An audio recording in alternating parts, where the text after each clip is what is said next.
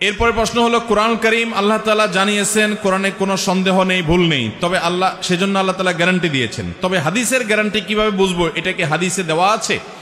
ভাইরা আমার, নবী করিম সাল্লাল্লাহু আলাইহি সাল্লাম যে সমস্ত কথা বলেছেন, কাজ করেছেন, এগুলো সংরক্ষণ করেছেন মুহাদ্দিসগণ বিভিন্ন শাস্ত্রের মাধ্যমে।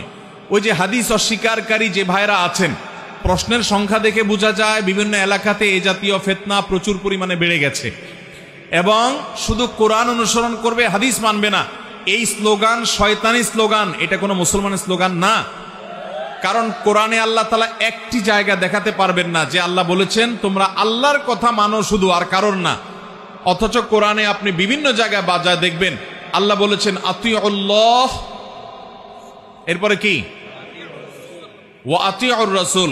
ওলামায়ে কেরাম এবং মাদ্রাসার আরবি গ্রামারের প্রথম ক্লাসের ছাত্ররাও জানবে, কোরআনে আল্লাহ তাআলা বলেছেন আতিউল্লাহ, সেখানে আতিউল্লাহ ওয়ার রাসূল বলছেন, ওইরকম সব জায়গা বললেই চলতো, কিন্তু আল্লাহ তাআলা আলাদা করে বলেছেন আতিউল্লাহ ওয়া আতিউর রাসূল, আতফ দিয়ে বলেন নাই। তার মানে আল্লাহ তাআলা বোঝাতে চেয়েছেন তোমরা আল্লাহর আনুগত্য করবে এবং আল্লাহরই নির্দেশ যে তার রাসূলেরও আনুগত্য। এবং শুধু সেটাই নয়, আল্লাহ বলেছেন মাইয়ুতির রাসূল ফাকাদ আতা আল্লাহ, যে ব্যক্তি রাসূলের আনুগত্য করলো সে প্রকারান্তরে আল্লাহরই। বিধায় রাসূল আকরাম সাল্লাল্লাহু আলাইহি ওয়াসাল্লামের হাদিস অস্বীকার করার ফিতনা থেকে আল্লাহ আমাদের বেঁচে থাকার তৌফিক দান করুন।